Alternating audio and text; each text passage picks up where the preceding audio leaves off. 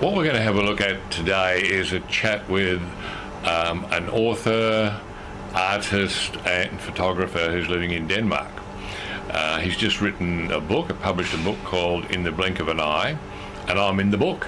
In fact, I'm a big star in the book, which is one of the reasons why I'm so interested in this topic. I've actually done a couple of vlogs on it. I think they've vlogged 24 and 25 in here if you want to go back and have a look at a good discussion about this book. But today it's more about catching up with the author himself and reminiscing over things, because the book is actually about his childhood in Melbourne with he and I were sort of teenage buddies together, and so we spent most of our teenage years hanging out and doing things together, and so this is like a nostalgic look at that time, which is why I'm in it a lot, I suppose. So and he, shortly after we sort of hit 20 and went off and got our separate lives, left our home area, he went and lived in Denmark. He's been there ever since, basically, and so I haven't actually seen him face to face for, like, I don't know, 40 years or whatever. So we reconnected through social media about, say, 10 or 15 years ago. We found each other and we've been connecting that way. But what you're about to see is that the first time we've actually seen each other face to face in a way. It's a Skype thing that I recorded, and we're going to be having a talk about the book a bit, but as I say, those other vlogs that I mentioned cover the book in a lot more detail, but also the other things that he does, because as I say, he's also a painter. He's won awards, painting awards, photographer, won photography awards. He's very talented, unlike me, who just went off and did normal things. So it's a bit disappointing talking to him, realising all this fabulous stuff that he did. Anyway, so that's the background to what this is all about. It's a good thing for me to look back on, but there's a lot of interesting stuff about him and his life and his artwork, and there's tips and things there about how to put a good photograph together and whatever. Anyway, so hope you might enjoy it. I certainly did. Meryl and I did. We sat down together and had a chat to him. So that's what it is, coming up right now. All right, yeah, so what I thought we'd do is have a bit of a chat about all sorts of things, not just the book. I've been getting together some of your artwork and some of your photos and things, and I mean, they look fabulous, but I don't know why they look fabulous. For example, you can tell me why it's good composition and all the things that you guys do. So, I could throw all my modesty aside and say, well, I'll tell you, it's fabulous for this reason. Yeah. Yeah, I know, but I mean, for the tiny little bit that I know about these things, there's a lot of stuff that goes into proportions of sky and foreground things and all that rhubarb that I'm sure you know a lot more about than me. But anyway, so, all right, well, how about we bring each other up to date with what we've been doing for the last sort of 30 or 40 years? I mean, you sort of went off on a bit of a travel. You met your lady. I got this idea that you might have originally tried to set up in Australia, but that didn't work out. What was the story there? Well, when I left it, I first started traveling when I was 22, and I went around, went up to New Guinea first. I spent a couple of months in New Guinea, and then made my way across from Asia, sort of, bits and pieces, boats and planes and things, and made my way up through Asia, and then took a flight from there to Europe, and then worked in Europe for a while. I worked as a chauffeur for a crazy American guy in Germany, and that's a whole other story, because that was action-packed.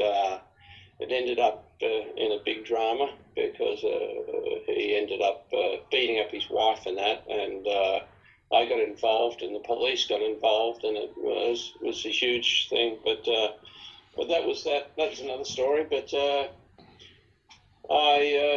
and then I came back to travel around Europe for a while. Came back to Australia, and then I worked with Qantas for 4 years as a flight attendant. And it was during that time I came and visited you in Brisbane when you were living on the Story River. And I remember sitting on your balcony shooting cane toads with an air rifle. And I was once driving a taxi in Sydney, and I was relating that story to somebody, and this guy, boy, did he get incensed, and he says, "You cruel prick. Jesus, what a bastard," And he was really pissed off. And I said, "They're cane toads." And he says, "I don't give a shit. They're an animal, you cruel bastard." He was almost wanting to beat me up, but just telling that story. Well, it was always either between the eyes or straight through the heart, so it was a humane slaughter. So, but no, people get out there with golf clubs and everything, to clear them out. We don't see that many these days. I think there was like a ethnic cleansing going on there with them for about a decade. Everyone just went out with their kids and their clubs and everything, and they've culled them right back. So it's a bit of a rarity now. But yeah, I've still got that air rifle. I think it's actually. We had one of those moratorium things where everyone had to hand in their firearms after that big Port Arthur massacre, and they actually made a point of saying that it wasn't just like proper firearms, that it included anything like air rifles as well. And I thought, well, no, I don't want to get rid of that. It's kind of fun. I don't know if I'll ever use it again. So I basically just, I've still got it. I don't know where I'd get ammunition for it these days. It might be pretty hard because you have to get the right size and everything. But yeah, I've still got it. It's got a bit of a sentimental value attached to it too, because it's, I don't know why she did this, but it's, when I was about 14 or 15, I said to Mum that I wanted an air rifle. And at that time, you weren't able to buy it as a teenager. And for some crazy reason, she actually went into the shop and bought it for me when I was about 14 or 15. And to my surprise, there I was with a air rifle. Because you could actually buy them, I think, when you hit 18, but you couldn't at my age. And so it's something that, one of the few things that I really do appreciate that Mum did for me, apart from sort of raising me, feeding me, educating me and all those things, which count too, I guess. But yeah, so I've still got the air rifle there tucked away in a secret spot. Did you know that, Meryl? No. Okay, well, now you do. Does that change the way you think about me? Yeah. In what way? No. Anyway, yeah, you're right. That was fun with the cane toads. Anyway, sorry. Back to your story. Yep. Yeah, but by the way, just for a moment, I do remember the games we used to play with that air rifle in your shed. Don't if you remember the pin-ups we used to put up on the wall, and we used to have a numbering system based on where in the anatomy you hit the pin-up, I don't, but that's, yeah, okay. I won't ask you what the numbers related to and the score, but No, don't do that. But who was the better shot? Do you remember? That I don't remember, but probably you, because you had a lot more practice than me. Well, I probably supplied the pictures because I was pretty big on those kind of pictures in those days, and I had lots to spare, so I probably supplied them. I can't remember. Yeah, you had a fair supply. We also used to put these darts in it. That's what we used to use on them, the little darts that you put in the air gun. They weren't the slugs, they were the actual darts. Remember that? Yeah, that's right. I remember now there was the two types of ammunition. You're quite right. You could have the actual slugs for, rodents, snakes and whatever. Cane toads. And yeah, although we didn't have them in Melbourne, but yeah, and then the darts was, for just recreational things like what you described. Yeah, I do remember that. It's all coming back to me now, Rob. They were good times with that air rifle, yeah. Yeah, luckily we never lost an eye. Like, remember Brian Wilkins in Empress Road, he lost an eye around the same time, having a slug gun fight down at the Douglas's place. They were all with air rifles. There was the Douglas boys, of course you remember them, and he was there, and he lost his eye. We weren't involved in the eye losing thing, were we? No, we weren't, luckily. But Just as well. it was tragic. He was just a kid, about 15, 16, and he spent the rest of his life with a glass eye. But some idiot took a shot in the eye. That was a big deal at the time. Yeah, well, I guess it was quite smart of the councils and the government to ban those things. Thinking back on it, although it was great fun. But now that you've brought that, I hadn't even thought about that thing for years and years and years. I got this little rush now that I want to go out and find some slugs from somewhere. I'd probably have to import them, wouldn't I? I'd have to get online and try and find some. Bitch slap you. I'd really like to give it a go again. Anyway, yeah, no, that was fun. That was fun. Anyway, so where did Gitter come into the picture for you?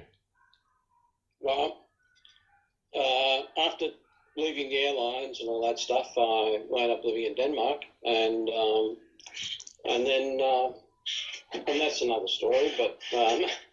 But in any case, Gitter and I had a job in a bar, and Gitter came into the bar as a customer, and then I went back to Australia for a while, and then after 6 months I came back, and Gitter and I started living together, and then we got married. We lived over here together for about a year and a half, and then we got married, and then we moved to Australia, and we had our daughter Katrina there in Melbourne, and then we went up to Queensland. I went and worked in Port Douglas for a couple of weeks. I hated every minute of it. We were thinking originally of moving up there,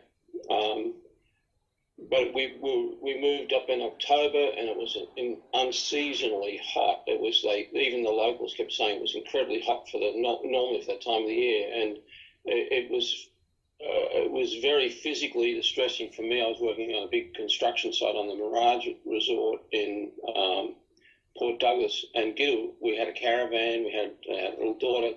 Gitter wasn't happy about it, and I wasn't happy about it, so we ended up moving to Tasmania. But yeah, so the long-term idea was for you guys to stay in Australia, or because I had this idea that it just got a bit uncomfortable. You kept moving her further south to try and cool her down, and gave up in the end or something. Yeah, no, you said that thing in your, you wrote that thing, or it was that's what was on your video blog where you said that I had put her in ice baths and all that sort of stuff. Well, I don't know where you got that from, but that definitely. But actually, when we got to Tasmania, we went there. There was the main reason we probably went to Tasmania was because I didn't feel like I wanted to live in Melbourne anymore. I'd gotten used to living in smaller cities and in country places and all that stuff. You know, I actually lived in Switzerland for a year before that, after I left the airlines, and I'd lived 2 lots of 6 months in Switzerland up in a little mountain village, and the very exclusive ski resort called Gstaad. But I mean, I just got used to living in smaller places, and I lost the taste for the big city, and I felt Melbourne, rightly or wrongly for me, it felt a bit soulless, you know, and so we wanted to move somewhere smaller. And it was also easier for us to get a foothold into the real estate market, because at the time the real estate prices in Hobart were much lower than a lot of other places in Australia. And so it still took us a long while to get established, because we had our son and all that. It took us 5 years before we could even afford a house in Tasmania.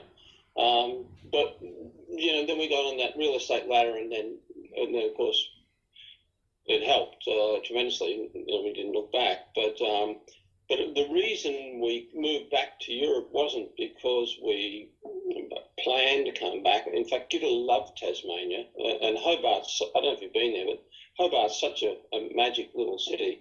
But it was because she got homesick a little bit every now and again, but she wasn't overly homesick. But I ended up, that was when I had another back operation, and I was working as a croupier in the West Point Hotel Casino, and I couldn't deal anymore, like especially roulette and so on with a wrecked back. It was just killing me, you know. And the surgeon did another, my second prolapse disc operation. He said to me, you can't work in that job anymore. You have to find another job. And so I was at a crossroads, and I didn't know what to do. And I said to Gitter, well, let's go back for a couple of years so that the kids, while I'm in this transition phase, and then the kids can come to know the Danish family and learn to speak the language and all that stuff. And then a couple of years has become almost 23 years. Now we've got grandkids and all that stuff, you know, and we just never went back, you know. And I found it very hard living here for the first few years. I really found it hard. For one, I had to learn the language. And when we moved here, I was 46, and learning a new language at that age, it's not. I spoke a bit of Danish before, but fairly rudimentary. And for the first 8 years here, I worked alone. And funnily enough, after having the back operation, not being able to do, I never thought I could. I was told I could never lift more than 15 kilos again, all that sort of stuff. I ended up doing like building work for the first 8 years, renovating this old building, 100-and-something-year-old building in the middle of Odense, one floor at a time. It was 4 floors, and it was divided up into 7 apartments, and I just renovated this whole building. I did everything, I did the carpentry, the plumbing, the painting, even the wiring, and then an electrician would come and check all the wiring after it was all in place. And the guy that I worked with, he became a good mate, and I worked for him before doing bar work, is when I would get it. He owned the bar, and he's still a good mate of mine. And he would work with me sometimes, but I worked alone a lot, so I never really got a foothold with the language. And then it was hard, and I just didn't like it. It's a cold and grey today, and it took a long time to get used to the climate. The summers here from April until October, it's just beautiful, because the upside of having that distinct 4 seasons and a wet climate means that when it's green, it's really green. I mean, like, if you've never been in Europe, in Northern Europe, for the spring, it's an experience, because everything literally explodes into life, and all the colours are just like off the wall. It's fantastic. But then anyway, and then 10 years ago, what am I talking about? 15 years ago, almost 15 years ago, I changed to photography. And it happened because it had always been a hobby. And then I luckily made a website of some of my best photography. And then Gitta saw an ad in the paper for a contract for doing real estate photography, like it was like working as a subcontractor, basically.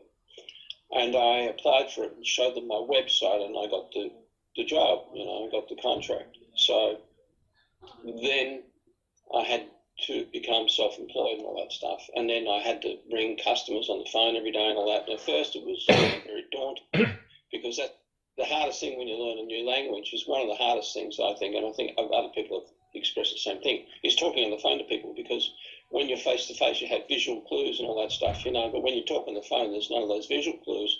So it's much harder to, but my language just sort of went like that, because I was forced to use it every day.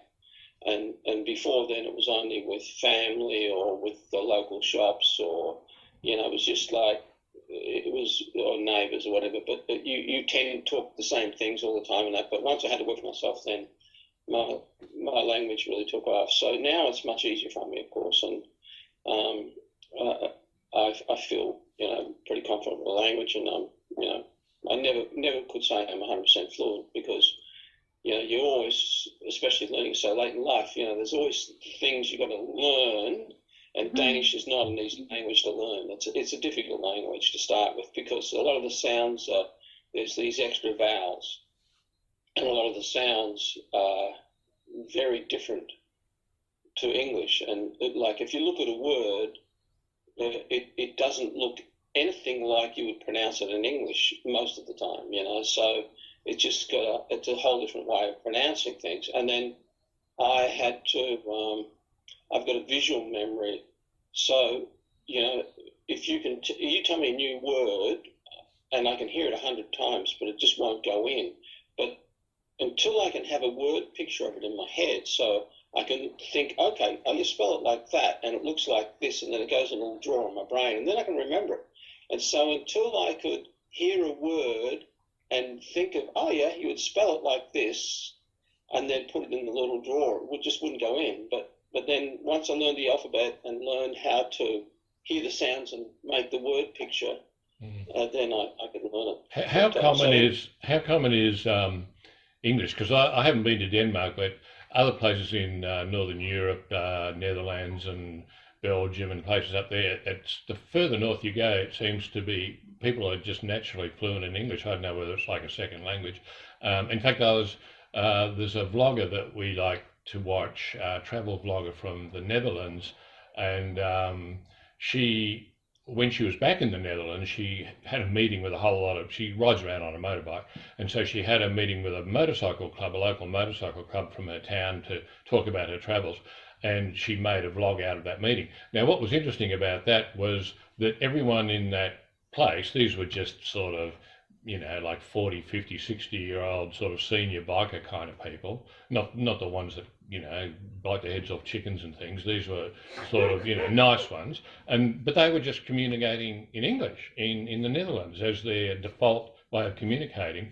And as I say, I had no trouble at all talking to people in Northern Europe and England. So is it like that in Denmark too? I mean, occasionally you see clips of people in Denmark and they're very comfortable speaking English normally. Well, they are very fluent in English, and it's the same with the Netherlands, because they're countries with small populations. Like in Denmark, the population is only 5 million people, which is probably about the size of Sydney these days. And so if you don't have English as a second language, you're pretty much screwed from traveling and everything else, And not only that,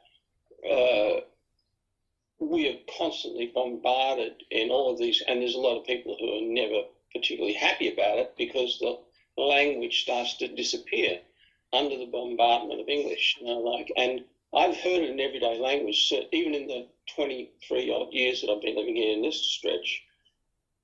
When I first came, I used to take the train into work every day from where we live. It was only about like 15 minutes each way, or actually no, 12 minutes each way, believe it, yeah. Fairly, but I would hear people talking on the train. But over the years, I'd hear more and more English phrases creeping into the language, like an everyday language. And people be having a conversation in Danish, and they'll suddenly say, like, "Oh, are you kidding me?" Or, "Well, at the end of the," or they use phrases that they like in English, And of course, all the technical language like Bluetooth and I can't think of other examples right this second, but yeah, all that sort of language it creeps in too. So people have become very fluent. When I first came here in 1977 was when I first came to Denmark. Most of the adult population were more fluent in German than they were in English. German was much more the second language because it's our closest neighbour and dwarfs Denmark. And there was a very good reason for it as well, and that was because the television here they had one television channel, which was the equivalent of the ABC, and they had actually a ban for some reason on commercial channels. They thought it wasn't in the public interest to let people watch commercial TV. And they would have the most boring programs on, like on prime time TV, like 8:30 on a Sunday night, they would have a documentary about how the steps of Parliament were built by some craftsman back in the 17th.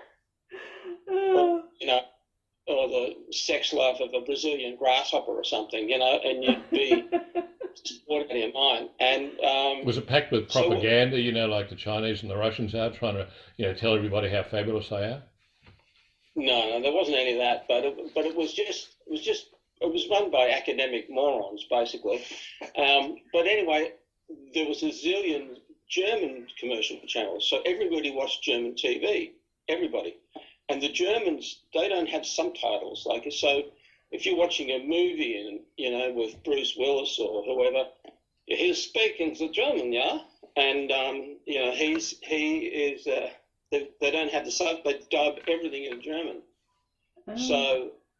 So everybody just watched German channels all the time, and that made them very fluent in the language, But that's all changed. And now Germans there's less and less people that speak it fluently here. Gitta actually is one of them. She still speaks fluent German, but that's because when she grew up, one of her best friends was German, because their family used to come and rent a summer house from Gitta's family. And Gitta used to go down and spend time with the family in Germany, and so she got to speak German fluently. In fact, she was so fluent that when we lived in Hobart, she worked in Sheraton there, and when she met German tourists, they often would not believe that she wasn't German. They'd say, where are you from in Germany? And she'd say, I'm actually Danish. And they'd say, no, where are you from? And they couldn't, wasn't German because she didn't have any accent, so. But of course, that's a lot more rusty now. She's very good with languages. Mm. Oh, okay. And so you got your photography gig, and I guess you've been pretty much doing that ever since, have you? That's been your main income source from that point on, hey? Absolutely, yeah. I mean, after 4 years, I had this contract with this one company, and they were greedy bastards, basically. There's similar companies in Australia. They do all the real estate type market, and they sublet it out to other, subcontractors, and they just cane you, you're making money for them. And I got sick of it after 4 years because they just wanted more and more and more for their buck. And I just said to them, you keep loading me up, I'm going to quit. And they did it one more time and said, okay, see you later. So then I made my own business. I went out and chased my own customers. And it was this, just wished I'd done it 3 or 4 years earlier. I didn't have the courage to do it, because I was earning good money. I was working my guts out, but I was, I wasn't happy. But the moment I went out to myself, the first couple of years were hard to get established when I went out completely on my own, but I haven't looked back, and I've done work since for the national and island tourist authorities, and I've done work for the university here, photographing artwork around all the campuses and other things, portrait photography, and I can't think of just different things, but the bulk of my work has come through the real estate business, but I've done quite a bit of other stuff too. So, yeah, well, if you can make a living out of what your hobby is and what you love to do, great. Actually, I'm just thinking that would have been a great, lots of people always aspire to that, but I actually had a crack at that myself. I don't know if you know about this, but my wife and I had a lingerie. Yes, Yeah, you know about that? Yeah, in probably mid-20s to mid-30s, I decided that, let's turn an interest and a hobby into a profession, just like you. Only mine was women's lingerie and swimwear and whatever, you see. And so we, cut a long story short, we put all this together. We got people sewing, put ads in. There were all sorts of people around Brisbane that were doing the sewing. We had a woman that was good at patterns. I'd go in with sort of photos from my Playboys and whatever and say, can you make this, only change it like that or whatever. And so we had this whole range, and our point of difference was all about the fact, because every order was custom made, the top could be a different size to the bottom, and when you buy things off the rack, you couldn't really do that. Even with one piece, if they were big at the top and small at the bottom, we'd taper it in. Anyway, that worked quite well. We had about 6 or 7 girls all working for us in Party Plan, selling all this stuff. I guarantee you also offered to do all the personal fitting. Well, sadly, we had 6 or 7 girls, as I say, that went out to the parties and did all the fun stuff there, and they just come back with the orders. But there were a couple of times where I had to come up with catalogues for them to use to show all the, and we'd have to do a photo shoot for the catalogue. And so I was sort of running around like Hugh Hefner with the smoking jacket on in the background, saying, now, try this over here, sit there, move your arm up here. Not. Yeah, I was directing it. I said, put her over there and you stand here. Leonie didn't kill you. Oh, Leonie was just, whatever, she just went along with it. But anyway, so, but that went actually quite well. And my idea, of course, was to make that the living. And I was selling computers at the time.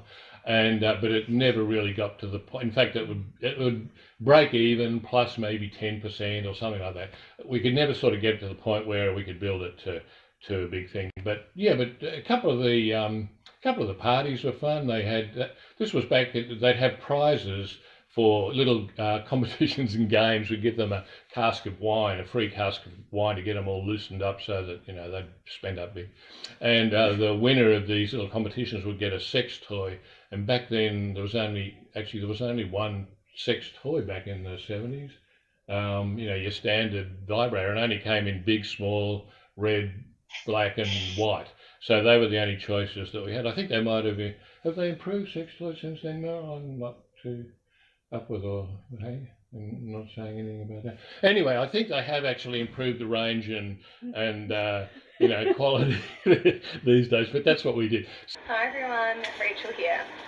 So on this beautiful, glorious day, I am going to do an amazing review on my favourite product at the moment, the Womanizer. I love Womanizer. Ooh, maybe a little bit too much. So anyway, it never really got to the point where I could live off it. So I ended up selling it to one of the sales girls who took off with it and ran with it. So there you go. But Is she any good with it? well, we sort of lost track of them after a while. She was she was okay for like 6 or 12 months, but she also had another job. All these people had other jobs, and so she was doing her whatever, I can't remember. I think she was a secretary or something, and she was doing this on the side like I was, and we sort of lost track after a while because there was no real reason to keep in touch. And I don't really know what happened in the end, but I guess I would have seen it was called Isadora Australia. No, she's still going. Isadora's still around.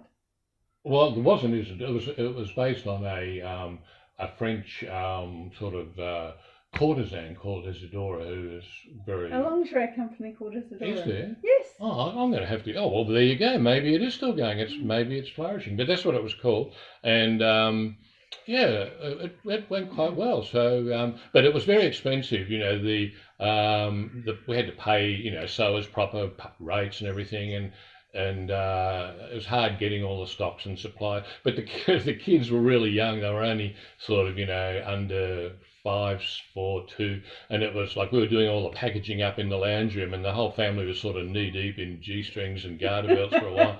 I had them all, slave labour in there, paper clipping, all the gear in plastic bags and everything. So I was probably exploiting their labour. Yes. And I don't know what kind of psychological effect that had on them wading through women's lingerie for 5 years. Anyway, so that was quite a bit of fun, but it's a shame I never really got past that. But yeah, very good. Now, back to Rob. Now, we know about your photography, we know about your artwork. But both those things, I guess, are both hobbies and sources of income. You've been commissioned to do some artwork around the place or something, haven't you?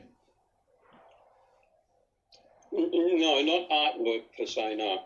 What I do is I've got a website in the States. When I say websites, I'm part of this Fine Art America thing, and I've sold quite a few prints of my work. I've had some success with my painting in the past. The most successful thing I have done with that was in 2005. I entered a kind of an art competition here with the theme of the joy of life, and to my amazement, I won it. The first prize, at the time was worth at that time on this rate of exchange was worth $23,000. Oh, nice. And what was that? I did a bit of a scrounge around on your websites and got together some examples of your photography and your artwork. Which is the one that won the prize? What's it called? I don't have that on there, but I can actually show you a similar painting. This is a similar painting which was painted, and it was based. The thing was the joy of life, and the other one, the painting that won it was Kid was kneeling on the beach with her arms stretched out, and Katrina was a toddler, and she was coming towards her with her arms stretched out, and it was actually from a photo I'd taken in Mission Beach when we're a few days actually after we'd seen you and stayed with you in Brisbane, and Katrina's just this toddler, and so we went down Mission Beach, and there was just nobody on the beach. We had the whole beach to ourselves, basically. It was just there was no hotels or anything. It was just, this big beach. And I took some photos, and then I used one of those photos as a basis for this painting. And it was because Kid had her arms stretched out towards Katrina, and it was called The Joy of Life. Well, no, that was the theme. it had to be on the theme, the joy of life, and I'm amazed. I just couldn't believe it, but I won it. And but I did another painting. The painting that I'm telling you about, that's in a whole summer house. But I've done another one which is also taken from Mission Beach. It was from the same day, but that's a similar thing. And Oh, wow. Oh, very nice. So that's the kind of thing. Okay, now this is going to sound like a really uneducated question, but what is it about a picture like that or the one that you actually did, which is similar to that gives it that special quality that attracts the awards and things? What is the standout features of that kind of work? Well, in that particular instance, the reason, I can't tell you all the reasons why, but there was actually 1,600 entries or something for that. No, that's not true. On that particular one, there was 1,200 entries from around Denmark. So this was 1,200 paintings were submitted. And initially, what they did was they had 3 judges judge the paintings and pick out what they felt were the best 10. And there was a woman who was from an auction house who was one of the judges, and there was like a journalist or art critic or something, and somebody else, I can't remember who the other person was. And they selected what they felt were the best 10, and I was amongst those 10. And then those 10 were displayed publicly, and then the local public voted on them, and they voted mine the best. So it was from a vote from the public, which got... Well done. Oh, very good. So it's just a purely subjective, I like it, or I don't like it kind of thing. Yeah, I guess. I mean, look, I think when it really comes to the crunch, a bit of a cynic in the art world in that sense, I think it's always subjective, I really believe that. I mean, like, when you see, abstract paintings that are so off the wall abstract, or, sometimes like I've written about in the book, like when you have a black canvas filled with paint. Oh, you mean like that one? Oh, that's just crap. Where'd you get that from? That was off your website. That's supposed to be one of your masterpieces, isn't it? Yeah, I know. Yeah, well, actually,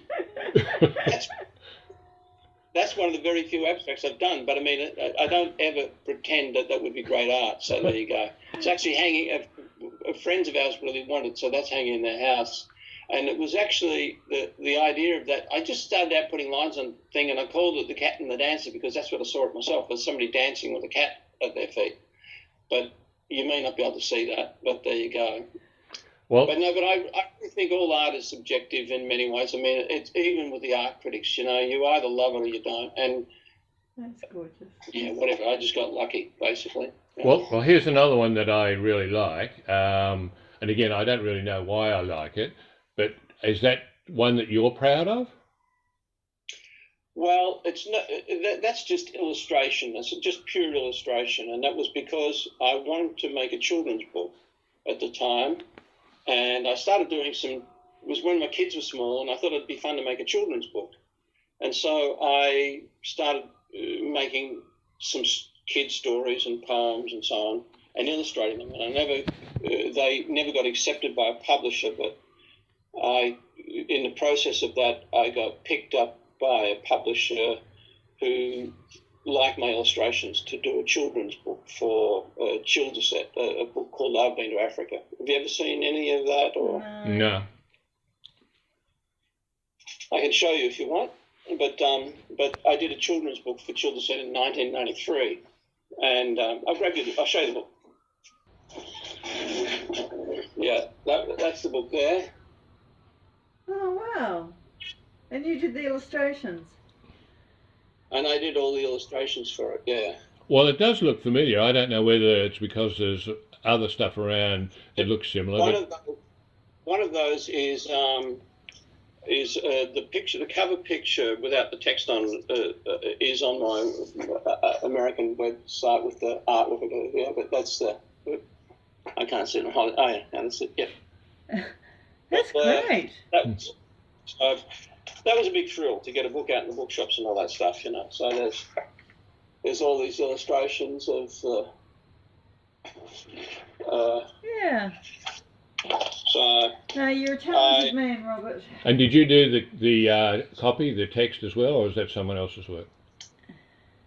No, the text was done by a lady called Sylvia Lebalski, and yeah, that's right. And I did all the illustrations in my spare time when I was working at the casino. Actually, it took me a year to do them, like on and off.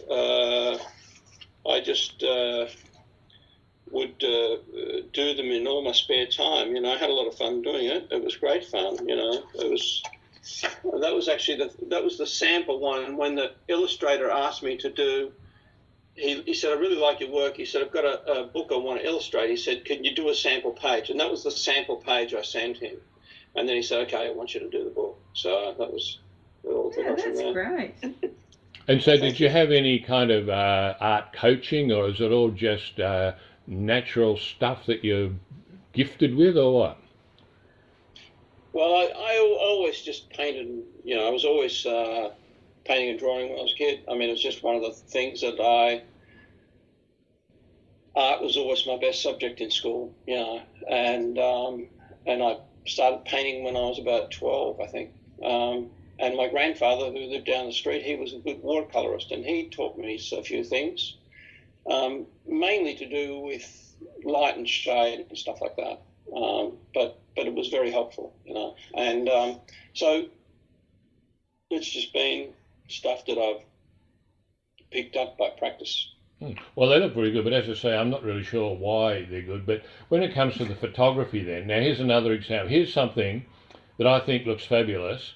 And I'm sure it ticks a whole lot of boxes when it comes to correct, you know, photography, composition, everything. But I've got no idea why. Now, first of all, tell me what you think about that picture. Is that a picture that you think is particularly good? I certainly do. Well, yeah, I was happy with that. It's actually taken in the winter months, and it's just I think it was taken in December. And it was taken very close to where we live. It's only 10 kilometres from here, and there's a big lake called Lacy. And I've gone there quite regularly over the years because it's a very photogenic spot, you know. And in fact, I'd probably go there the next lovely sunny day we have, because we've got all the autumn colours at the moment, and it looks stunning in the autumn because there's all these, you know, deciduous trees everywhere. And there's another photo, which I know now it sounds like I'm boasting, and I am, I know, but screw it, I'll do it anyway. But I went there to that same lake about, that was 2 years after, the same year, I think, I won the painting competition. I had a really good, lucky year because I took a photo. It's on my website. There's a picture of a boat with frost all over the front of the boat. I don't know if you've ever seen it. There's a coil of rope in the front of the boat and all this frost there. It's called, I think I call it Frosty Boat. I've got a photo of it somewhere. But in any case, I went down there one winter morning, and there was this boat all covered with ice on the front, like frost, and there was ice also all around near the water. I can't remember if there's actually ice in the. I don't think there's ice in the water, but it was a real winter photo. And I took this photo and I put it into a photo competition for National Panasonic batteries. And the first prize was pretty big. It was a trip to Namibia in Africa, a photo safari for 2 people with all the expenses paid. Oh, wow. And I thought I had a shot at that. And then I put the photo in, and then the first they had monthly prizes, and then the first prize was a sports bag for the month if you won it. But then I didn't read the small print, and it said they get the copyright to your photo for 5 years. And I'd already sent the photo up, and I was really mad at myself. I thought, what an idiot. Why would I want to do that? It was actually, at that stage, I'd never sold a photo in my life. But I still thought it was a great photo, and I thought, well, those bastards, they get my photo and they give me a sports bag, you know. And I was really, but I didn't actually know I'd won the monthly prize because I never got the sports bag in the mail. I don't know what happened, but I never even knew. I never went back to, I was so angry about putting my photo in there, I never went back to check. It was National Panasonic batteries. Or, no, not National, excuse me, just Panasonic batteries. And then in December of that year, I suddenly got a phone call. It was one of those moments in your life you never forget. And I just finished doing a photo job in Odense, and I walked out. It was a beautiful sunny morning in the middle of winter. And this lady rang me up from Sweden, and she said, "You put a photo into the into this Panasonic Batteries photo award." And I said, "Yeah." And she said, "Well, guess what? You've won first prize." So, oh wow. Said, "And you're going to Africa." And I started laughing. I couldn't believe it. And I says, "Are you kidding me? You know, I thought someone was pulling my leg, you know." And she says, "This is for real." And she says, "And I just love giving people good news, you know." And so we went to Africa a month later. So on the heels of winning the painting competition, I won that. Wow. So it was fantastic. We had an incredibly lucky run, you know. And then some of the photos from that trip, by the way, are on that website, Fun in America. There's a photo of giraffes and so on, for example. It was all taken on that photo safari.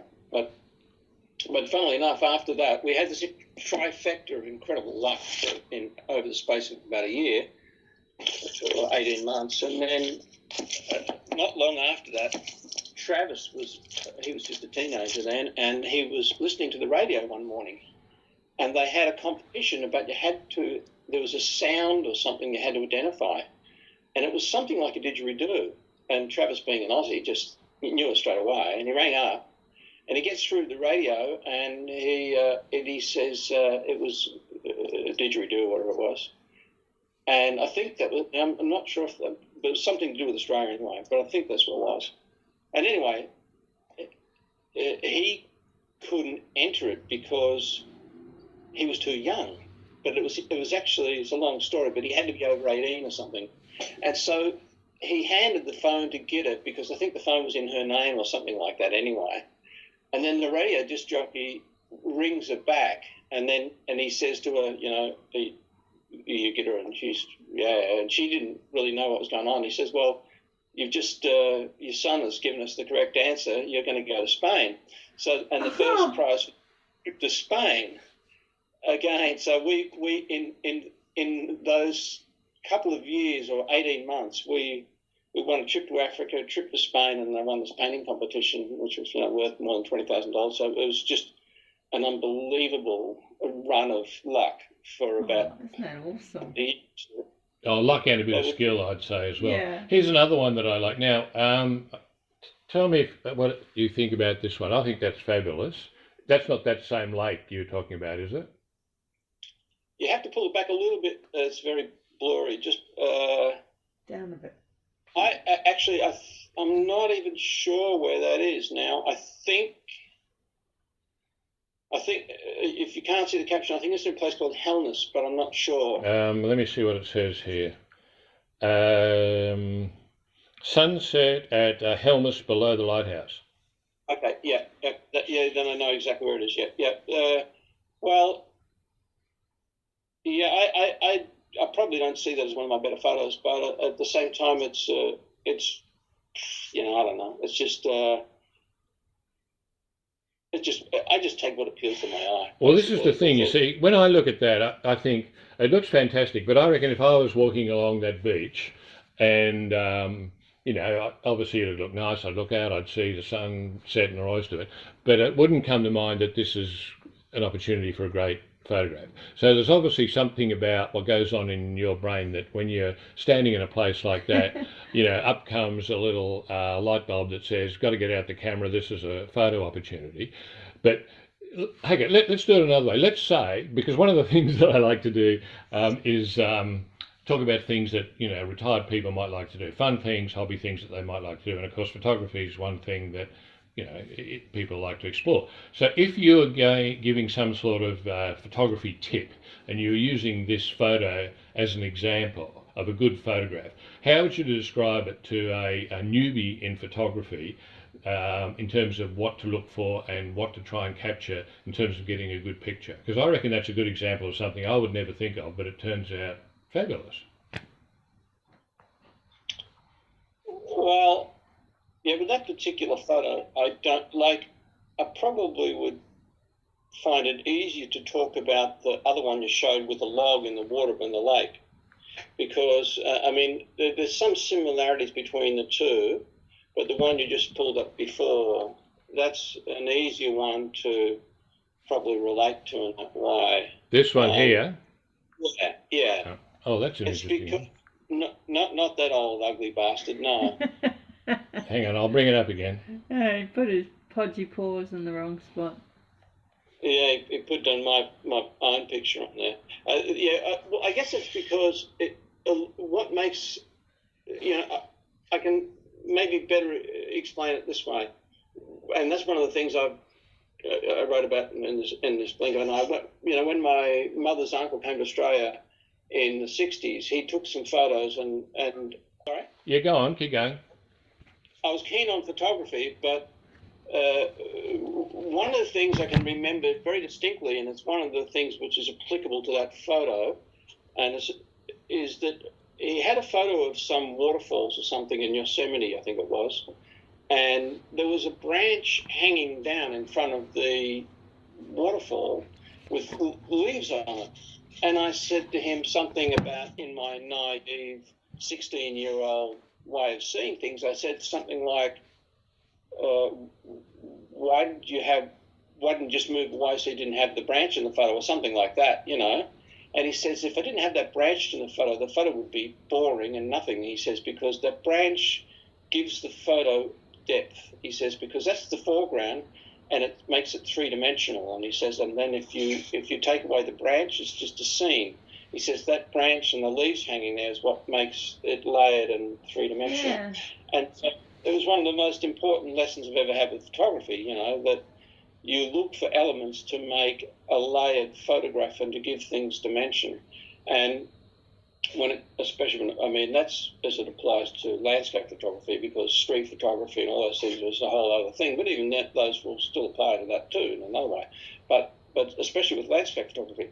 And in that particular photo, and also to a certain extent the one with the rocks and the sunset, is that you have elements in the foreground which are, hopefully visually appealing and all that, but they make a layer. So if you didn't have the rocks in the foreground and just had the sunset, it's just another sunset photo. Yeah. But because you've got waves washing over the rocks in the foreground, it adds another layer to the photo and it makes it much more three-dimensional. And with that log, you've also got perspective happening, because you've got the focus on the log and the grains in the wood in the foreground, and then it snakes into the picture and goes out into the distance, and it actually leads your eye from, with that curve and the dimension of it going out into the lake. It's just like it just drags your eye into the picture, because you've got the different elements again, and there's a branch hanging above it too. Taking a note from my great uncle, where again it's another layer to the photo and adds another dimension. So that's what I look for. If I do landscape photography, I always look for other elements, like to pull things together so that it's multi-layered, so that you have different things that you can push together. Yeah. And a part of it, just seeing, obviously everybody can train their eye to see those things, and I think some people are more attuned to them, It's just one of those things. I think I'm often amazed, when I walk around and there might be a stunning cloud formation or something, and people are just staring at the ground, and they're oblivious to it, but it's like some people pick up on it, and I don't know why. I can't say for what reason it appeals to me or what, but it's things, you feel those things around you. I can remember once when I was driving a taxi in Sydney. I did that for a while, driving cabs. And there was a fantastic sunset or something, a cloud formation. And there was a lady sitting in the cab. And I said to her, wow, just look at those clouds in that formation there, And she just said to me, wow, yeah, I hadn't really seen it or something like that. And she said to me, you see those things, don't you? I said, yeah, well, I guess I do.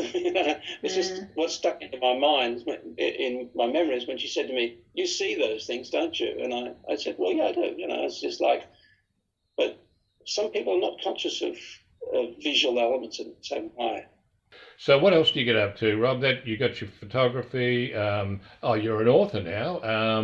Is this going to be a big thing for you? You're going to, you've got a sequel coming up for the blink of an eye. I suppose we've got to have the Netflix series, and then we've got to have the movie, and then you can start thinking about the sequel.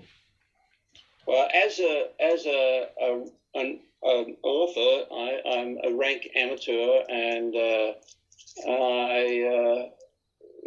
test of time will tell whether anybody buys any copies of it and whether or not it gets any kind of legs. But I love the writing process. I do. I really enjoy it, and I have for a long time. And I've written short stories and stuff in the past. I've only ever had one short story published, but I enjoy the writing process. But whether or not anybody ever, like Mark Twain said, write for 3 years or something. And if after 3 years nobody pays you for it, you're probably made for sawing wood. And so I'll tell you in 3 years whether or not I'm made for sawing wood or not. Well, I love it anyway, but I suppose I love it because I'm a big star in it. But I think even if I wasn't one of the supporting actors in the thing, I still think it's really well written. And we had a real chuckle, didn't we? Yeah, we did. Well, have you had much other feedback from people about it at all? I've had a little bit of feedback, mainly, of course, just family and friends. But nearly all the feedback I've had has been very positive. I did send it to a professional literary editor in Melbourne, somebody that Terry knew 10 years ago. And she gave me some very solid advice for it. And she really liked it, she said too. And in fact, she took a course in I might have even been Box Hill TAFE or somewhere, but she did a course in editing, professional book editing and so on for students. And she used that. She asked me if she could use my book as an example for her students. And of course I said, yeah, sure. And I got some very good feedback from the students, and nearly all of the feedback was very positive. And so they're the outside people that didn't know me from Adam, that were giving me some good feedback, and the feedback I got from them. And I've got a good friend called Jerry, who's he used to be a deputy headmaster in Press Hill in Melbourne, a really exclusive school, and he was a teacher for years and years, and he hasn't done it now for a long time, but he was that was an English teacher, and I knew he could give me some good feedback, and he gave me much of the same feedback as this literary editor, and she said to me at the time, she said that I didn't have anywhere near enough of myself in the book. She said, you've talked a lot about other people and other things, but you don't put yourself in there very much, And I tried to take that on board and put more of myself in the book. And the other thing she said was, it's a book which is, as much as anything, and it's an anecdotal, memoir. And she said, some of the anecdotes don't tie together as so well, She said, you've got to really think about how you tie things together and give it a better flow. And so I've tried to do that too. I actually I corresponded with her for a little while, but I haven't been in contact with her for about 10 years. I just looked up the other day and it was 2009.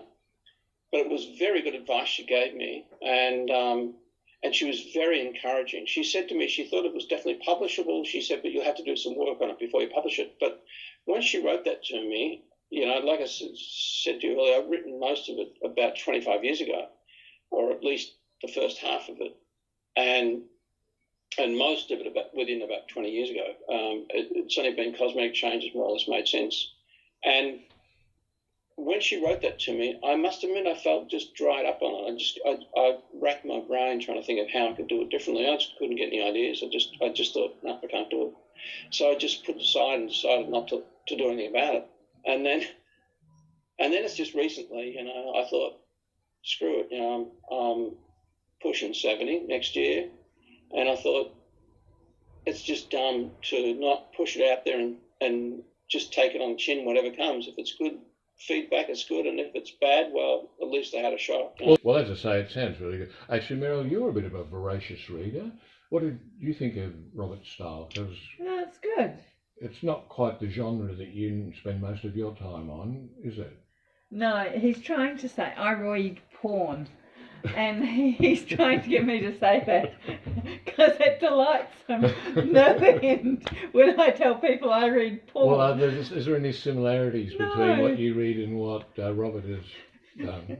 No. Okay. Thank God, eh? All right. Anyway, now, the flying thing is big for me. Have you ever had a crack at that in any way? Yeah. So you don't have getting some sort of recreational license or something on your bucket list or on your to-do list? Well, it's something I still would love to do because that was a great experience, and I've also been up with Jens flying a lot of other times, and so I feel comfortable in that environment now, And of course, one of the first things I did when I was with Jens when we took off from New York was I asked him a million questions about how you land it and all sorts of stuff, and I tried to watch everything he did because I thought if he suddenly says, I'm not feeling very well, I don't want to be stuck over the North Atlantic and not know how to fly this thing, So I was trying to be very observant, but I would love to do it. But the only thing that would stop me now, to be perfectly honest, is the environmental concerns, because I think, look, I'm nearly 70. I should have done it a long time ago, and it's environmentally, I think it's an awful lot of CO2 is going to go up there just for me to get a thrill of learning how to fly, So I can think of other things I'll do probably. Mm-hmm. I mean, I'm happy to be. I would have loved to have done it, but. Well, it's always been a bit of an obsession with me, not just being in something that flies, but flying things, like starting with model aircraft and then I get really involved with kites, acrobatic kites, dual string kites, and I was in competitions and we'd fly in formation all over the place and everything. And but I sort of get bored with things pretty quickly too. I run them like crazy and then hit a sort of a boredom wall and then look for something else. And so I thrashed that to death. And then the next thing was, how can I get my ass off the ground myself without spending a huge amount of money? And I worked out that the cheapest way to be able to fly yourself is using a paramotor. I don't know if you've heard of seeing paramotors, like a paraglider with a motor strapped on your back.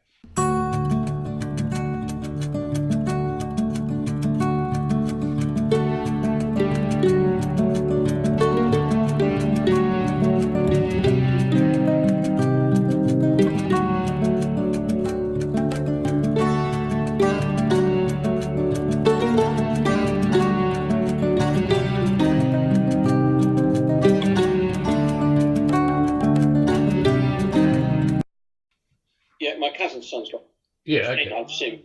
Looks fantastic. Yeah. Yeah, so that's quite relatively inexpensive. When I went into that, you could set yourself up for about $8,000 and then about $2,000 worth of lessons or something. So for $10,000, you could be flying around. So that seemed like the way to go. And so off I went, did the lessons. Now that is all of that is very true. It is very cheap and economical, but there's two big downsides to it. One is they're really, really slow. They only do, in flying terms anyway, they only do maybe 35, 40k maximum. So you can't really go very fast. So flying for an hour, you might sort of get out about 10k and come back about 10k or something. That's about as far. And the other thing is getting them in the air is very tricky.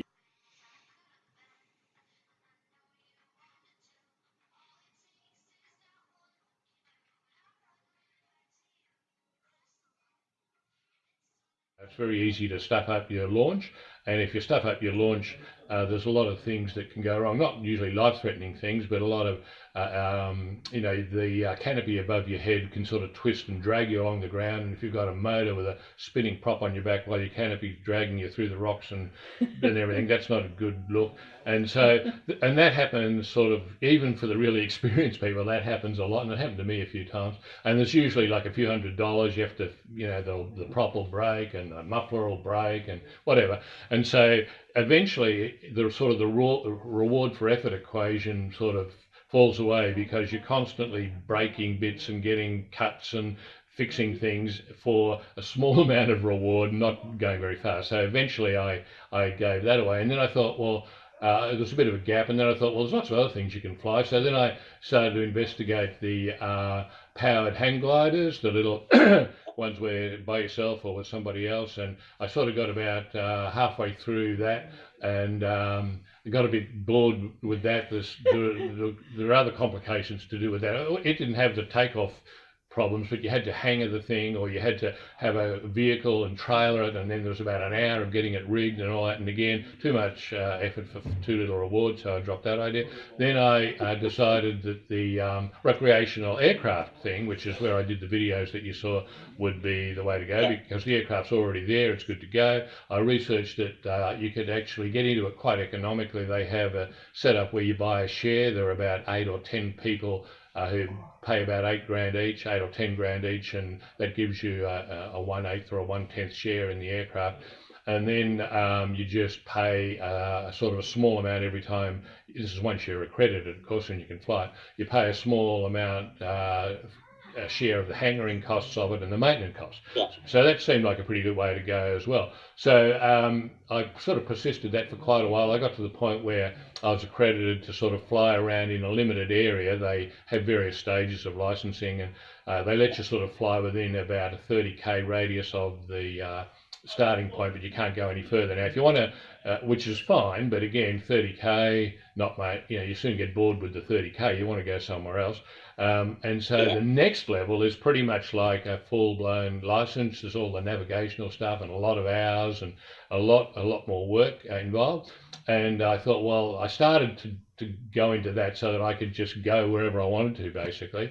But again, if you had the 1/8 or 1/10 share thing, then everybody else, the other 8 pieces of the pie, all had to agree. If you wanted to take and fly up to Cairns or something for the weekend, you had to tell them all about it, what you were going to do. And almost always they didn't like the idea of it, because they didn't think it would be a good place to fly their 1/8 bit of the plane. And so they would say, you can just fly, we'll let you fly here to there, and everyone would agree to like these pathetic little trips which were only like 100k from one airport to the other. And we used to joke about it because when you just fly from one place, say Caboolture, to another 100k, Kingaroy maybe, and it's about, I don't know, an hour and a half flight or something. When you get there, you just land at another little airport like the one you took off from, and everybody just stands around and has a chat. They might have a hamburger and a beer, and then they get back in the plane and they fly home. And the fuel and everything involved there, they say that's like a $200 hamburger that you've experienced. And you've wasted an hour and a half. Well, not wasted, but you've had an hour and a half. You've had a hamburger, and it's cost you $200. So again, I thought, well, that's not such a good idea. So that's still there as a potential possible thing, but again, not enough benefit for all the crap that you have to deal with. And I can't just afford to buy my own plane and do whatever you want, because even then there's a lot of rules around maintenance of the engine, and rebuilding the engine becomes.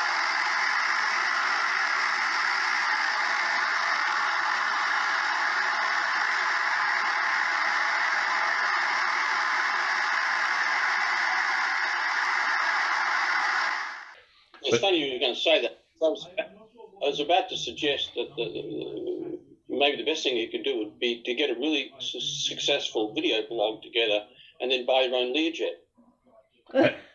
Yes, now that's an idea. I'll have to investigate that possibility. Maybe have your license slightly, but it could be real. But what I did come up with was something that surprised me. This was sort of like something to do in between times kind of thing. Because as I say, even through all this, I still like the model aircraft, and of course drone technology's been improving. And it got to the point where you can get a drone now that'll fly for about half an hour, and you can put your VR goggles on, and basically you get to view from the drone. And to my surprise, with the HD goggles, and I can just go up on the roof of my building here and fly my drone out. It's got about a 7K distance that you can fly, put the VR headset on, and although you don't get the movement sensation, you get very similar experience to what you get when you go and do all the other stuff. And there's a mode where you can set the drone so that it actually flies like a fixed wing aircraft instead of like a drone that'll bank and have all the same sort of movements as a fixed wing aircraft, if you like that look. And I found that getting up on the roof or going down to a park or whatever and flying around was almost as good, and with like a 2-minute setup time instead of like a 2-hour setup time and an almost zero ongoing cost. That was ticking most of my boxes, and I was quite surprised about that. And the other thing is you can do is that, I don't know if you've seen my videos on it, but I did one the other day where I took the grandkids out to a park and I got a second headset, so it's like having a co-pilot there with you. So you put the headset on the other person, you have the headset, so it's you and another person in the thing, and you fly around and you can hand the control to the other person.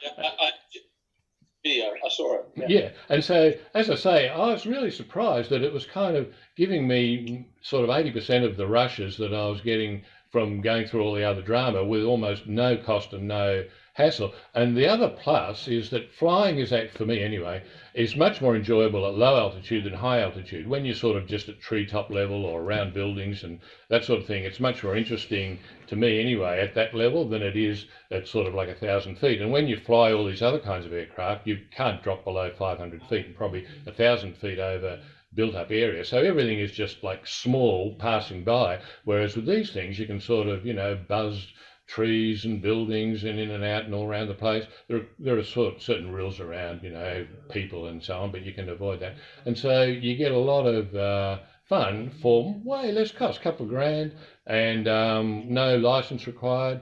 Take your grandkids off for a fly, let them have a fly. And so I think, well, that's it, that's it for now anyway. So I reckon that's the way to go. Yeah, that's about all I have time for. But I mean, painting and photography and writing and all that stuff, they're the things which fire me up in my spare time, yeah. Well, it sounds like it's all pretty full life anyway. Now, because you're sort of self-employed, how does that affect if you wanted to just down tools and retire? Is that a problem? It's not a problem. I mean, getters often at me to consider retiring, but and there's no doubt about it. I've noticed in the last couple of years in particular that my energy levels are nowhere near what they were before. I like up until 10 years ago, especially when I first started, I was working 70-hour weeks every week, sometimes 80 hours a week, but then my blood pressure went through the roof. I had to stop that, but even now, I have weeks when I can easily work in the spring when it's really busy. I can easily work 60 plus hours in a week because I've just got the work to get through, you know. And of course, as you get older, that gets harder.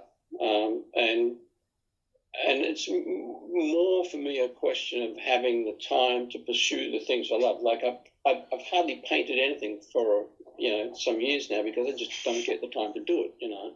But you can only do so many things with your life too. But I'd like to find more time for that. But I mean, I can retire when I want.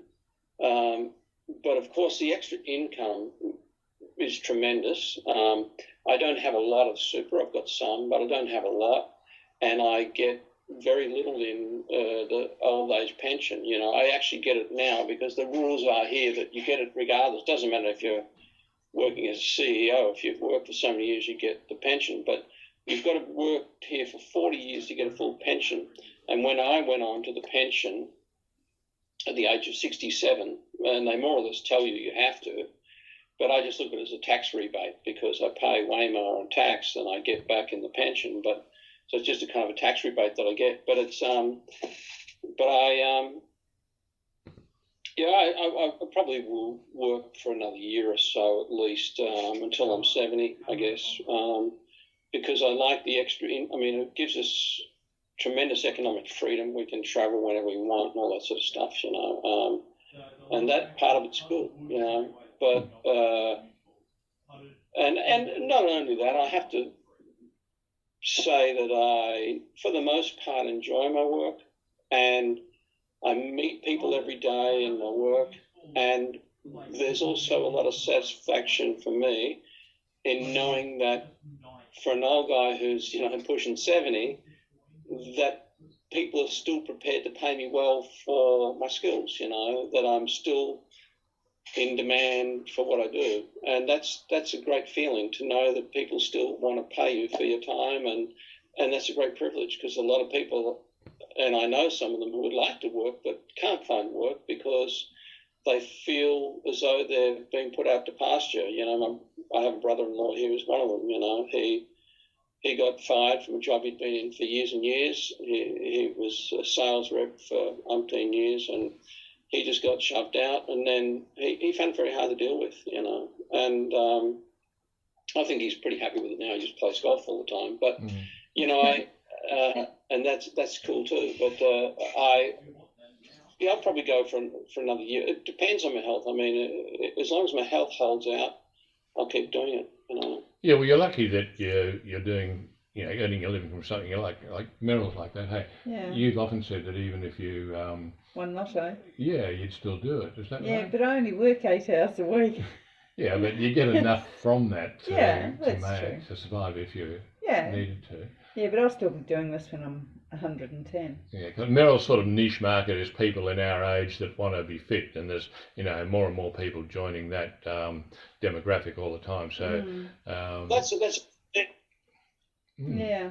I mean, it's so very satisfying to you to be able to help people who want to lose the weight, not least of all the blokes sitting beside you. Well, yeah, but he's not a very good client. Don't pay. I pay you in other ways. Oh, Mary. yeah, that's right. Breakfast. Intangibles. Don't you value my intangible contribution? Yeah. But yeah, no, she is lucky. She's very lucky, and you're lucky. I mean, I didn't have jobs that I hated or anything. I was always quite happy with the work that I did, but there was nothing. Most of the time, I was selling something, computers or whatever, and then I moved into pharmaceuticals. I'd go around and see the doctors, and you know, tell them to, or try and encourage them to use our products. And then I became a trainer for that company, training reps and training So people. what you're saying, you're a drug pusher. Exactly, legal drug pusher. That's what I was. Yeah, but I didn't get anywhere near the money that the illegal ones get. But they did all right.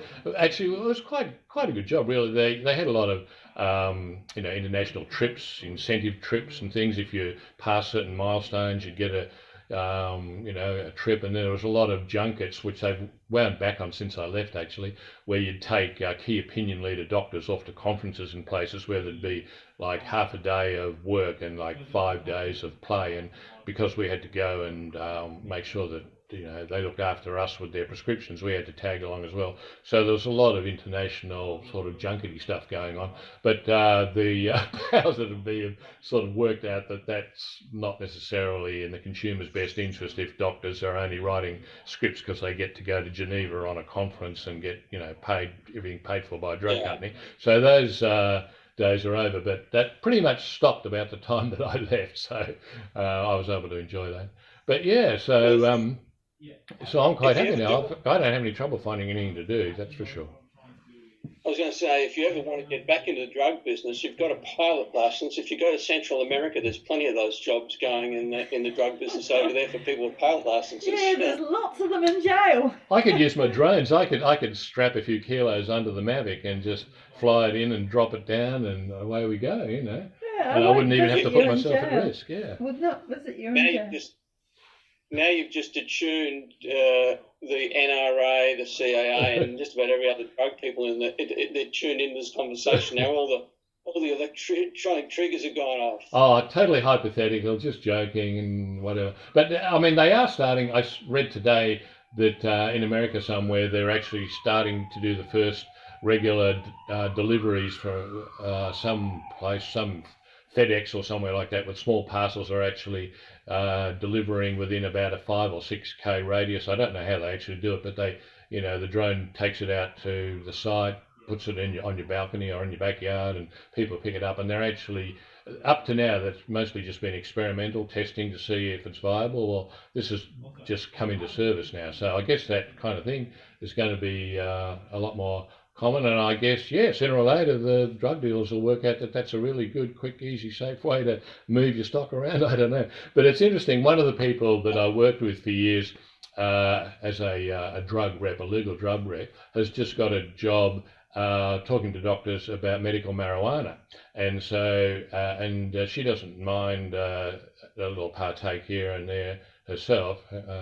We won't mention any names, but anyway, so because one of the things that was a bit of a perk as a drug rep was that, we had free samples that we'd give to doctors, of course, to try, and some of the stuff that you had, maybe it was Viagra, maybe it was Cialis, whatever, there'd be a few samples wouldn't find their way to the doctors, you see. So it was always a bit of a side benefit if you happened to be peddling something where the samples were in big demand. Anyway, so here she is with her medical marijuana, and she's actually only been doing it for a few months, but she says it's the best job in the world. It's like mixing business with pleasure, and it's landed on her lap. So yeah, it's not so far from what you were talking about, and it's all being legal. So there you go. Yeah. And you've got a son, Meryl, haven't you? I've got 3 sons. Would you like them? 3 sons? Yeah, 3. My eldest. Wow. Yeah. And a daughter. So. Quick rundown on the 3. Sorry? Yeah, wow. I didn't realise you had so many kids. Yeah, would you like some? Yeah. How old are your kids? 40, 37, 28 and 27. Wow. I know. Makes me feel old. Yeah, one of them's is like Meryl, is a sort of a part-time PT, but he does other stuff, but he's really into fitness and I don't know, all the sporty stuff, triathlons and all that kind of thing. And he and Meryl are always comparing stats on their Garmin watches and all that sort of stuff. So that works well for you, doesn't it? Not really, because he always beats me. Yeah, but he's like 25 and 85 kilos or something. Yeah. But I'm also really interested in. I don't know whether it goes back as far as I can remember. I don't know if I was interested in this when you and I were hanging out together. But I've always had a bit of a fetish for extraterrestrial life and UFOs and all that sort of stuff. Was I into that when I was with you? Yeah. Okay. Yeah, I do remember that. Yep. Yeah. So now that I've got that's always sort of been bubbling away in the background. In my mid-20s, I got pretty serious about it, joined sort of UFO research society groups and things where you'd go along and find out all about the latest reports, and you'd have to pledge to always carry a camera around with you just in case, one popped up over a tree, you'd be ready to take the picture and all that stuff. And but then it sort of fell in the background because I had so many other things that the other thing that I did a lot of was flipping apartments, where I'd buy apartments, tart them up a bit, carpet, curtains, paint. I didn't do it myself, just got tradies in to do it, and then flip them. I did about 10 or 12 of them for a while. That was quite good fun, but again, it was more an income generating thing than fun. Anyway, and then when I got to retirement, it's like, what am I going to do? Well, I started getting back into the research into UFOs and whatever. And there's a lot happening at the moment with that. If you're not into it, you probably wouldn't know, but there's a lot of new reports coming through. The government is starting to relax, all their secrecy files and things, starting to let information out that they've had a lid on for a long time. And people that were previously ridiculed about experiences that they've had are now being interviewed by sort of reputable journalists. And anyway, it looks like there's going to be a lot more credibility given to all of this, and there's going to be a lot more information coming out about it. And it also ties in with ancient civilizations and how, civilizations that are sort of 10, 20, 30,000 years old may have been using alien technology to do a lot of their construction work and all of that. Anyway, so that takes up a lot of my time researching all of that. And there's a lot of really good YouTube channels and people on that. And there's also a lot of nutters as well. That's the truth. Yeah, for every sort of one credible researcher that knows what they're doing, there's 2 or 3 nut jobs that sort of can muddy the waters a lot. So if you're not really into it and you just started to have a look and you found your way to a couple of the nut jobs, you'd be convinced that everyone's a loony. But in amongst them are some really good credible archaeologists and geologists and scientists. I've seen it that stem from places like the Appalachians or somewhere, on YouTube, and they're probably more of the nut job ones. I was out in my field and then suddenly spaceship came down, sucked 4 of my cows straight up in the air, and yeah. Well, one of the interesting things for those of us that are sort of into this is that for a whole range of reasons, it's a really complex topic, but we believe that there's a lot more information that the official, Air Force and FBI and all the scientists are sort of keeping a lid on for all sorts of complicated reasons. And to try and keep it as a sort of a crackpot thing, that the theory is that they are often actually funding the nut jobs themselves to sort of keep the nut job thing going. Yeah, because there's a couple that are just so ridiculous that and yet, anyway, so we think that they're actually part of the conspiracy thing, where they'll get a few loonies to go and be really ridiculous and open a YouTube channel with a lot of really obviously CGI, spacecraft videos and things, and then people will find them because they're just like, as I say, 2 or 3 of them for every good one, and people say, yeah, see, look, they're all nuts, they're all crazy, and yet it may well be a NASA sponsored person doing all that. So part of the fun is trying to tease out the whack jobs or the government sponsored whack jobs from the real ones. Yeah. Anyway, that's a whole nother story. I'll send you a couple of links. I'll send you a couple of links for the good ones, the credible ones. Okay. And I'll send you a link to one of the nut job ones. And you just have a bit. You can guess which one. Yeah, it won't be hard to work out which is the nut job one. And let me know what you think, because it's a really fascinating topic, I reckon. Anyway, what do you think about it? Yeah, well, that sounds like fun. Yeah. Well, Okay. you've got a whole other episode for your video blog there somewhere with your UFO things. Well, yeah. The thing is, there's so many people already, in that space. It'd be hard for me to do anything special there, but it certainly is an interest of mine. Yeah. I just realised something. I remember just talking about that. Just something came back to me. One night when we were teenagers, I don't know if you remember this, we were probably 16, 17 or something, and we were walking down. We went to go up to Mont Albert Road to the milk bar there to get something. I don't know what it was, but we were walking up, and we just walked through the laneway between Sagarnet Road and Empress Road. And as we looked across Empress Road towards you go through the other laneway, we saw this white object in the sky. And we were like, what the fuck? We couldn't believe what we were seeing. And we talked about it for a long while afterwards, but we I think we both decided it was a weather balloon or something we'd seen floating across. Do you remember that? Yeah, vaguely. I think so. Yeah. I can't say that I've actually seen anything that I've seen a few things a bit like that unfortunately there's a fairly high probability that they're explainable. And I think I remember the event that you're talking about. But yeah, I would really like to see one that is, unexplainable. Yeah, I mean, the characteristics to look for, one of the most important things is how they move, because your genuine alien craft, or the other thing is that there's quite a widely held view that there are experimental, legitimate Air Force craft that are flying around that are based on alien technology. They've reverse engineered alien spaceships and been able to work out just up to a certain extent how they operate in a limited kind of way, and that some of the ones that are being seen are actually sort of prototypes of attempts to mimic what they do in a sort of an awkward, not very good way, using, say, the propulsion systems and different things, anti-gravity propulsion systems, basically. So some of the ones that you're going to see around could be those. Most likely they're just weather balloons and things, though, if you see things. And then there's another chunk which are the legitimate extraterrestrials, and so, as I say, the thing to look for is the way they move, because a genuine alien spacecraft, or even one that we've reverse engineered and trying, will move totally unlike anything else in the sky. They have no inertia effects when they move. They can sort of zip around, go from like 0 speed to like thousands of kilometers an hour and stop dead with sort of no apparent acceleration in between.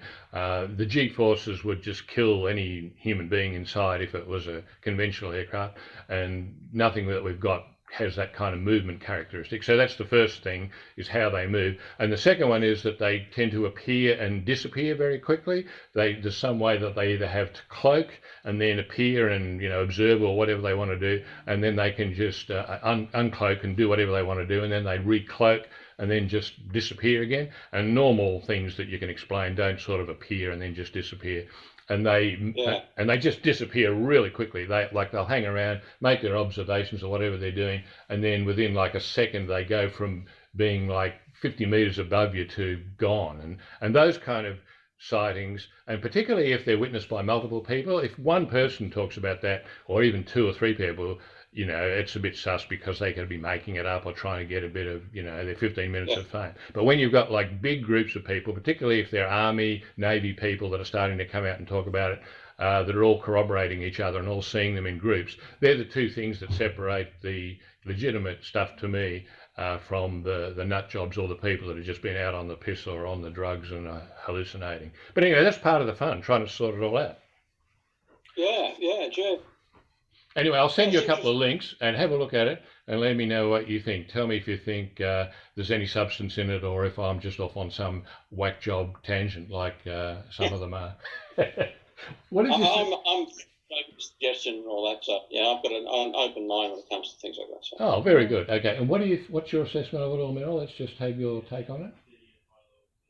Well, where do you think we are with what I've just been talking about? Most of it's nutcase. Okay, most of it. But are there any that you'd be prepared to accept may not be? Yes, there's a couple. Okay. But only a couple. Because even if there's only one... That makes it real. That means there's probably going to be more than one. Okay, anyway, enough of that now. All right, well, it's great to talk to you. I'll catch up with you again shortly, hey? Sounds good. It's been lovely talking to you both. Okay, let me know when the Netflix job and the sequel and all that's going to happen, because I've got to work out some casting for the characters in the book.